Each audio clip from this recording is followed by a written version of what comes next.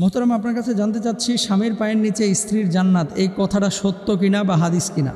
আর যদি হাদিস হয়ে থাকে তাহলে স্ত্রীর পায়ের নিচে স্বামীর কি জাহান্নাম? মারাত্মক প্রশ্ন ছড়াইছে মানুষজন। আসলে হাদিসের মধ্যে আছে আল জান্নাতু তাহতা আকদামিল উম্মাহাত। আল্লাহর হাবিব সাল্লাল্লাহু আলাইহি ওয়াসাল্লাম হাদিসের মধ্যে বলছেন, মায়ের পায়ের নিচে সন্তানের বেহেশত। আর আমাদের দেশের মানুষ এটার বানাইছে কি? মায়ের পায়ের নিচে সন্তানের বেহেশত রে আমাদের দেশের মানুষ বানাইছে স্বামীর পায়ের নিচে স্ত্রীর বেহেশত। এই ধরনের কোনো হাদিস নাই, এটা মিথ্যা কথা। আল জান্নাতু তাহতা আকদামিল আজওয়াজ, এই ধরনের কোনো হাদিস নাই। তবে আল্লাহ হাবিব সাল্লাল্লাহু আলাইহি ওয়াসাল্লামের কাছে একজন নারী আসলেন। আসার পরে কোন একটা বিষয়ে প্রশ্ন করেছিলেন। যখন চলে যাচ্ছেন, নবীজি আড়াল থেকে তাকে জিজ্ঞেস করেছেন, স্বামীর সাথে তোমার রিলেশন বা সম্পর্কটা কেমন? তখন সেই মহিলা বলেছে, আল্লাহর হাবিব, আমার স্বামীর সাথে আমার সম্পর্কটা খুব বেশি ভালো না। নবীজি সাল্লাল্লাহু আলাইহি ওয়াসাল্লাম তখন বলেছেন, ফা ইন্নামা হুয়া জান্নাতুকা ওয়া নারুক, তুমি তোমার স্বামীর সাথে ভালো আচরণ করো, কেননা স্বামী তোমার জান্নাত, স্বামী তোমার জাহান্নাম। হাদিসে এরকম একটি কথা আছে। এই হাদিসের ব্যাখ্যাটা কি? হাদিসের ব্যাখ্যাটা হচ্ছে যে স্বামীর সন্তুষ্টি স্ত্রীর জন্য বড় জরুরি বিষয়।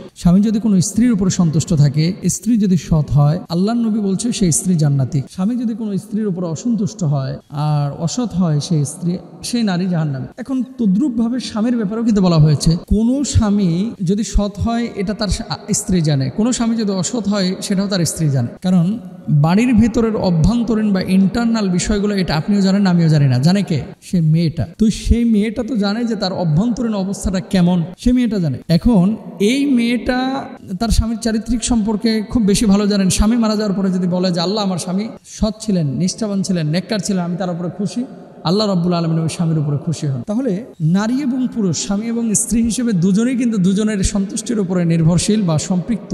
এখানে একপাক্ষিকভাবে কথা বলাটা উচিত হবে না। অনেক সময় স্বামীদের অধিকার নিয়ে কথা বলতে বলতে বলতে স্ত্রীদেরকে একেবারে নেগলেক্ট করে ফেলা হয়, যে হক মনে হয় শুধু স্বামীরই আদায় করবে, তো স্ত্রী কোনো হক আদায় করবে না। স্বামীরা কুল্লুকুম রাইন ওয়া কুল্লুকুম মাসউলুন আন রাইয়াতিহি, প্রত্যেকেই কিন্তু আপনারা দায়িত্বশীল এবং প্রত্যেকেই তার দায়িত্বের ব্যাপারে জিজ্ঞাসিত হবেন। এবার আসেন, একজন নারীর কি দায়িত্ব?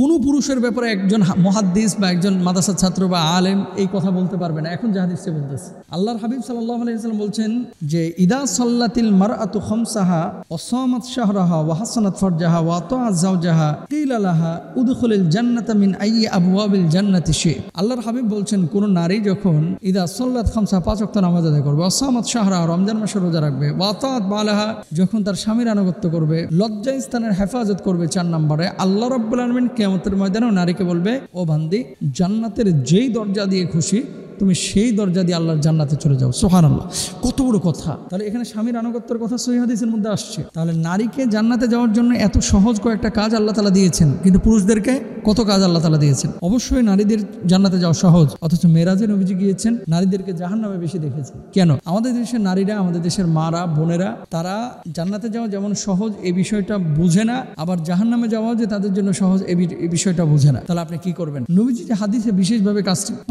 4টি করতে বলেছেন, 5 ওয়াক্ত নামাজ, রমজান মাসের রোজা, স্বামীর আনুগত্য, লজ্জাস্থানের হেফাজত, এই 4টা কাজ কোনো নারী যদি সঠিকভাবে করতে পারে, আল্লাহর জান্নাত তার জন্য অবধারিত। এই জন্য আমার মাদেরকে বলবো, বোনদেরকে বলবো, স্বামীর খেদমত করেন এবং স্বামীরাও স্ত্রীদের হক আদায় করেন। সারাক্ষণ মারামারি, গ্যাঞ্জাম, ফিতনা, ফাসাদ এগুলো করেন না। আল্লাহ তাআলা জাযায়ে খায়র দেবেন এবং আপনাদেরকে সফল কাম করবেন ইনশাআল্লাহ তাআলা। আল্লাহ তাআলা আমাদের বোঝার তৌফিক দান করুন।